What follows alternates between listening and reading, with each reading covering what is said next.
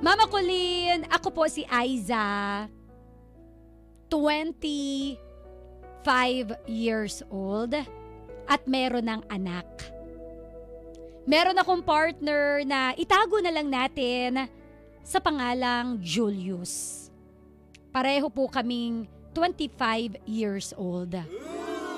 Nagkakilala kami mga 11 years ago. Actually, magta-12 years na. Hanggang sa nagsama at nakabuo ng isang pamilya. Hindi ko naman masabi na lagi kaming masaya. Nandyan yung may mga napagtatalunan, gusot na napaplansya rin naman. Pero nang masama po siya sa maling barkada na siya pong sumira ng buhay niya to the point na nakulong po siya ng paulit-ulit. Ako ang naging gabay niya para makabangon siyang muli. Maridirect po yung buhay niya sa tama. Pinagbago ko po siya hanggang sa pinagbawalan ko po siya na sumama-sama sa mga barkada niya. Kasi po natatakot lang ako na baka matukso na naman po siya. Pero sa kabila pala lahat ng efforts ko na maiayos ko yung buhay niya, minamasama niya pala ito. Na bakit kailangan pagbawalan ko raw siya na makasama yung barkada niya. Until malaman ko na lang na may karelasyon na siyang iba. At ang masaklap, ang kabit niya, 14 years old lang pala. Mama Colleen, nito lang na buwan na ito nang mahuli ko yung partner ko na may kausap sa cellphone. Kitang-kita ko yung kislap ng kanyang mga ngiti. Yung mga ngiti na kilalang-kilala ko kapag masaya siya at kinikilig siya. Palihim akong nakinig habang kausap niya kung sino man ang nasa kabilang linya. Hanggang sa kinumpronta ko na siya.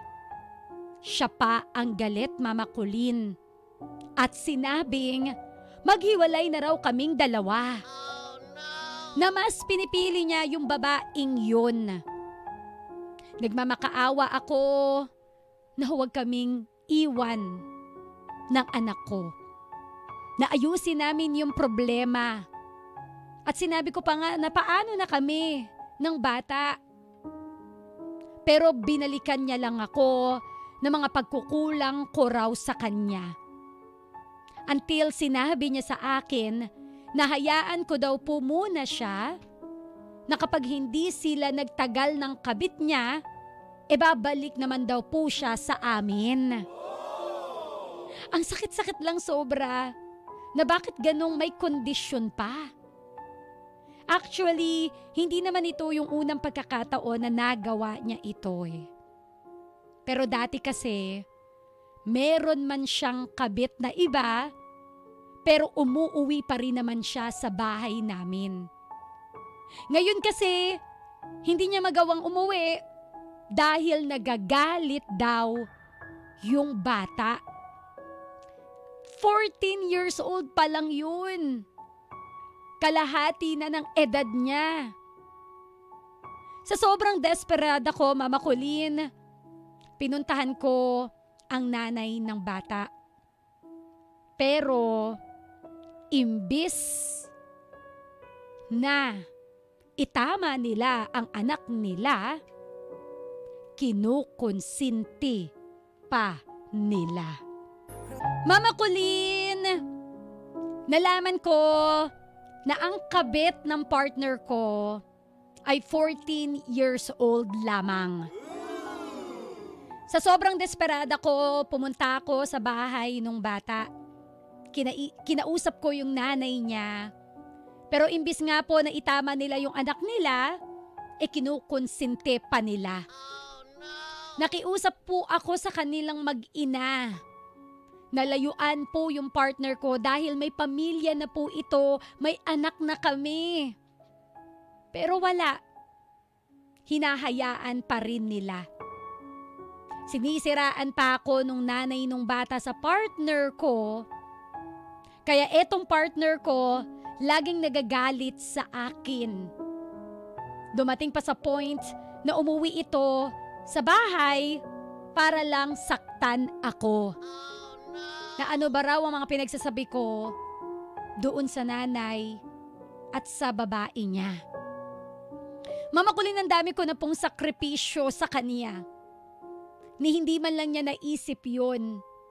Noong mga panahon na sirang-sira yung buhay niya, tinanggap ko siya. Sinalo ko siya. Tinulungan ko siya. Siguro po, may pagkukulang ako bilang partner niya. Pero di ba Mama Colleen, hindi naman po rason yun para lokohin ako. Nagagawa nilang konsintihin yung anak nila dahil ang alam ko, nakikinabang sila sa ibinibigay ni Julius. Ngayon kinausap ko uli si Julius. Naguguluhan ako kasi sabi niya, ayaw niya po kaming iwan. Pero, ayaw din niya pong iwan yung babae niya. Kaya hindi ko po alam yung gagawin ko. Ang sakit na kasi. Pero mahal ko eh. Mama Colleen, tanong ko lang, bibitaw na po ba ako? O ipaglalaban ko pa po ba siya? 12 years na po kaming dalawa. Pero pinili niya yung babae niya na 14 years old lamang. Sana po ay mabigyan niyo ako ng payo. Dahil talagang gulong-gulo na ako. Muli ako po si Aiza, 25 years old. At ito ang aking kwento dito sa Heart to Heart with Mama Colleen. Alam mo, hindi ako naniniwala na hindi mo kaya yon. Hindi ako naniniwala na the moment na piliin niya ang iba, the moment na iwan ka na niyang mag-isa, hindi mo kayang makasurvive. Marami na po tayong narinig na mga single mom that they survived. Okay naman sila. Kinaya naman nila. Kasi una sa lahat, bago naman siya dumating sa buhay mo, umabot ka naman sa edad na yan, na kinaya mo, di ba? Nakahinga ka mag-isa. Wala naman sa kanya yung oxygen mo para hindi ka makahinga mag-isa. Piloso po, di ba? Mama Colleen naman eh. Di ba? Hindi ko kaya mawala ka sa buhay ko. Kaya mo, huy. Kasi dumating ka naman sa edad mo na yan na kahit wala siya, nakakahinga ka naman eh. Di wow. Pero di ba? Kaya mo yan. Pero una, huy! Ang masasabi ko muna, nakakaloka yan, ay Diyos ko, day. Diba? Nakakaloka kasi mas matapang pa yung midget sa giant. Pero alam mo ba, kaya rin naman naging matapang yung 14 years old na kabit niya. Kasi nga, suportado ng magulang. Na which is, hindi rin tama. Okay?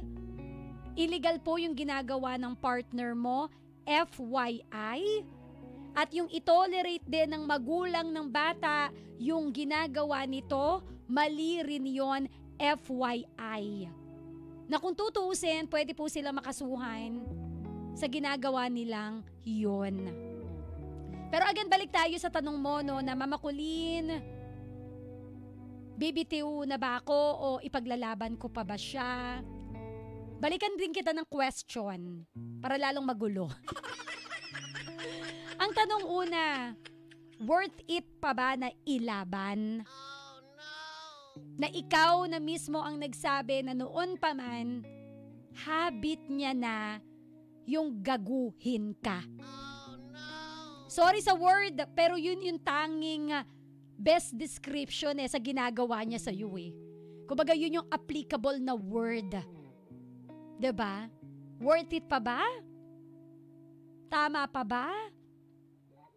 Kasi kapag pinabalik mo siya, kapag pinilit mong ituloy yung relasyon mo habang meron pang sila, parang binibaby mo lang lalo yung ugaling demonyo niya.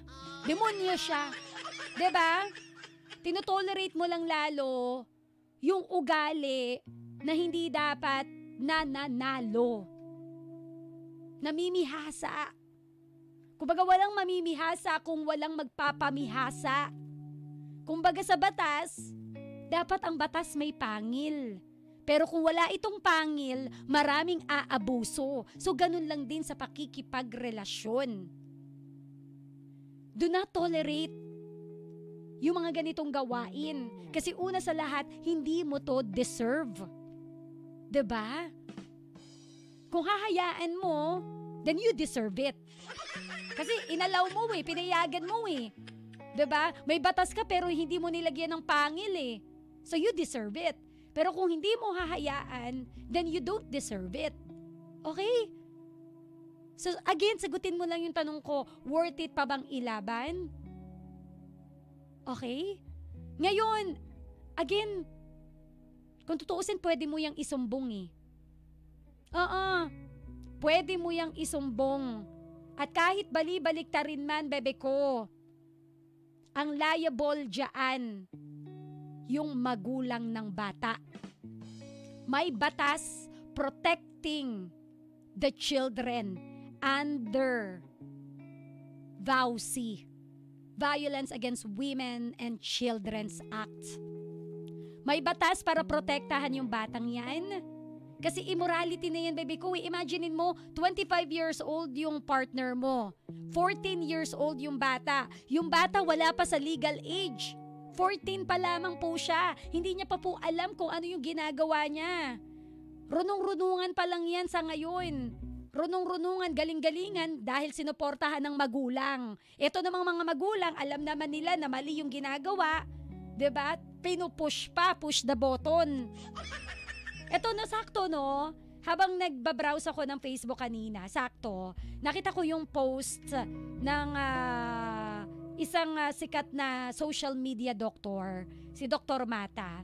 Sabi niya dito, yung mga ganyang edad is a formative years. Hindi po ganun kadali na sabihan mo lang yung mga bata ng ito ba yung tama, ito yung ganyan. Dapat, alam mo yun, kumbaga formative years pa ito. It is a process na yung maturity po ng bata, bago po mag-mature yan, yung maturity, basahin ko na lang yung eksakto. Oo. It will take years para mag-mature po yung utak ng bata.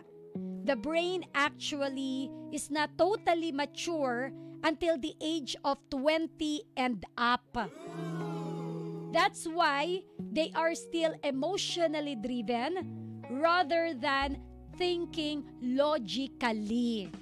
Okay? Galing daw yan sa PEDIA Convention, na sinabi ng isang speaker tungkol sa PEDIA Adolescent Specialist. So, ibig sabihin, talagang emotional pa yung batang yan Kumbaga, nagpapadala pa yan sa kanyang nararamdaman. Pero, logically, may mali. 'Di ba? Logically, hindi niya, akala niya tama pero hindi. But again, tinotolerate ng mga magulang which is mali. Ngayon, anong dapat mong gawin? Isumbong mo.